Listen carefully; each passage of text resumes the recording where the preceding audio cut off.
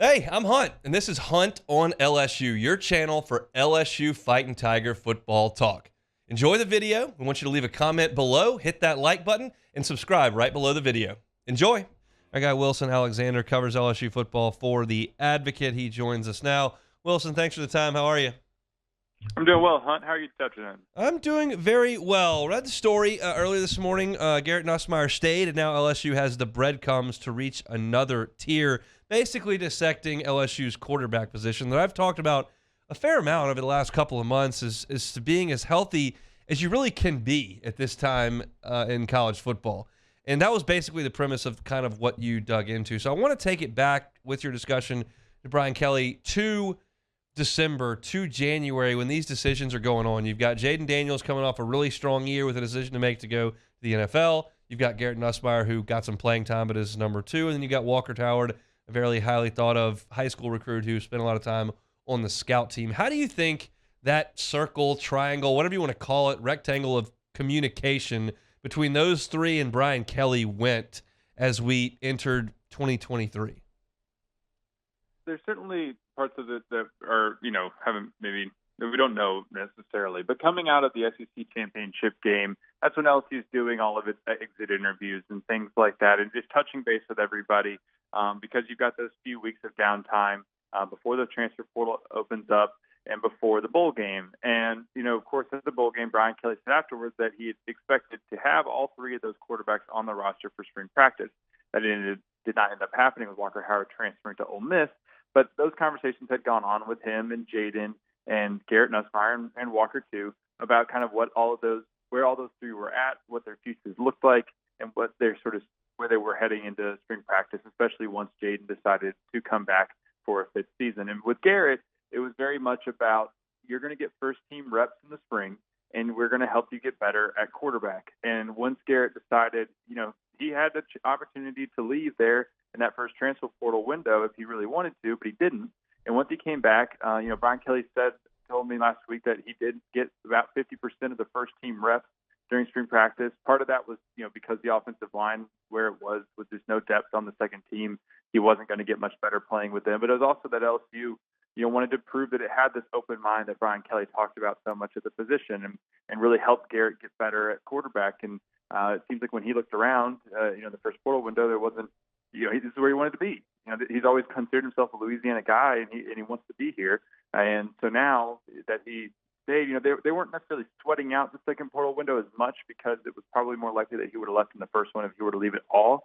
But there's still always that possibility, and just in modern college football. And so Brian Kelly said that he was pretty relieved, joked about having a party when Garrett stayed, and now they're set up so well at quarterback.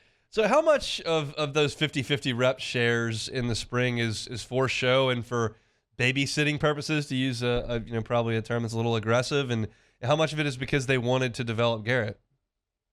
Yeah, I think it's maybe a little bit of both, but more heavily towards the wanting to develop him as a quarterback, with Joe Sloan over there and really working him at the position, because as good as Garrett looked in those two games at the end of the year, that's still a small sample size. And LSU knows that there's room for him to develop. Garrett knows there's room for himself to develop. And so this is the kind of perfect time of year to really do that stuff, and get him with the ones and work on, his read progressions and his discipline as a passer. Because as we all know with Garrett, that's just kind of that little thing that he's got to continue to work on, is balancing gunslinger and just his arm with, really crisp decision making. And so I think it was a little bit of both, but really leaning more toward, wanting to truly develop him, because LSU, needs him to be ready in case Jayden Daniels goes down this fall. And even still, it needs him to be ready, if it's not this fall, in 2024. So it's always about, development and getting these guys better so that they're ready when they do get on the field. We've seen a lot of quotes from coaches, and even some players at times over the last year and a half about tampering in college sports. Not even just football. It's football, basketball, it's baseball, the whole deal. What do you sense the environment is like in these transfer portal windows for coaches and players? It's wild. From what I've gathered, the conversations that I've had, there's constant sort of like fear and looking over one's shoulder to sort of see if somebody's going to leave or if another team is going to come after a star player. It's hard to figure out, sort of sift through fact and fiction for a lot of these people. Like, okay, is this somebody throws out a number, like an NIL related number? Okay, is that really real, or is that something that somebody's just sort of making up to try to get a player to come to their school? Brian Kelly has said multiple times about tampering and how that's kind of one of his biggest concerns right now is tampering in the transfer portal. And it's kind of the biggest thing right now in college football. I think when the portal opens, it's just the amount of back channel stuff that's kind of going on.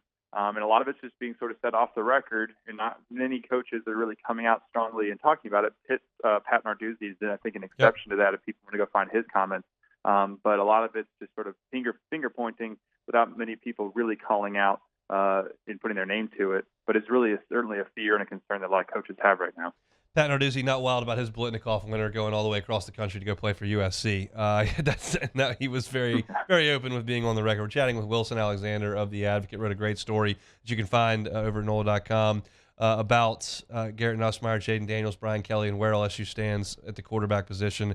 What do you sense the roles are moving forward? We heard Brian Kelly say that Jayden Daniels is the number one quarterback. Do you sense there will be reps for Garrett Nussmeier in game, or is he the backup when needed and you've got a quarterback that runs a lot?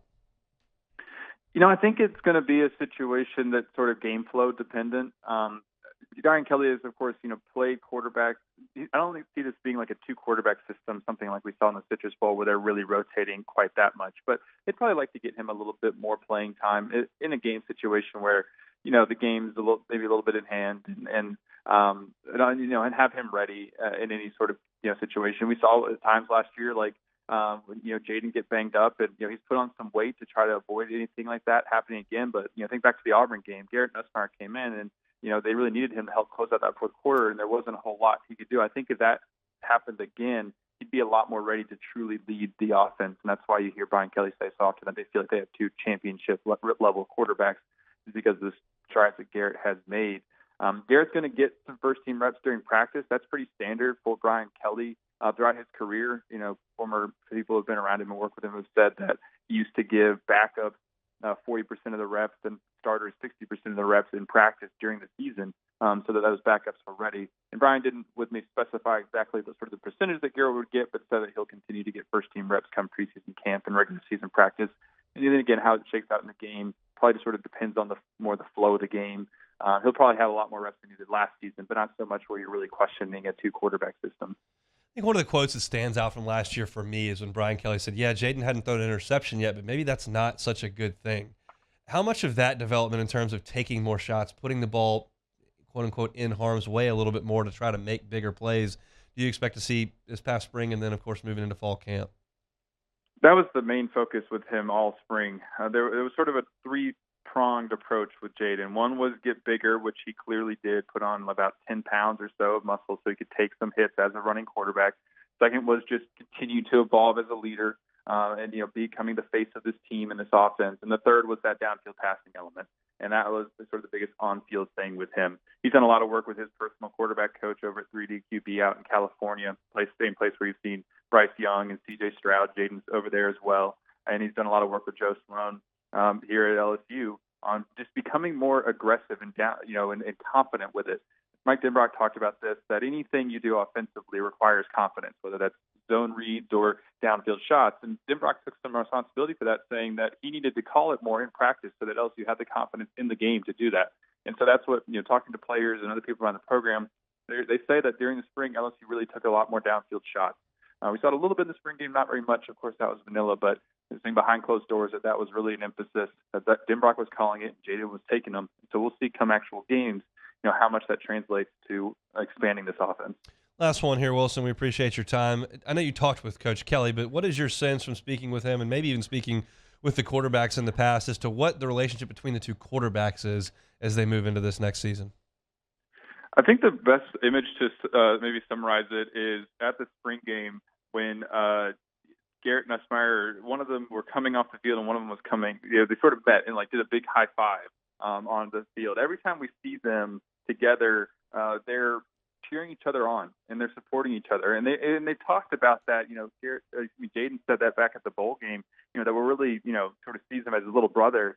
And I don't think it's just lip service based on what I've heard and just what I've seen. With the way those two interact, you're never seeing really any side eye or sort of negative emotions. They're always kind of hyping each other up and supporting each other, and it really does feel genuine. That's kind of the relationship that they have. They want to see each other succeed and get better because they know it benefits this whole team if they're both there for each other and not bringing anything down. Because if you have conflict at that position, it's going to trickle into everything else. But I don't think that LSU has that. These two teams really support each other. You can find him on Twitter at WHAlexander_, LSU football beat writer for The Advocate and Nolan News. Great story up on LSU's quarterback situation. I suggest go check it out on his Twitter. Wilson, thanks so much for the time. Thanks for having me, Hunt. Have a great rest of your afternoon. Hey, thanks for watching Hunt on LSU. Before you get out of here, do us a couple of favors. Hit that like button, leave your comments below, and subscribe to the channel for all your Fighting Tiger football talk. See you next time.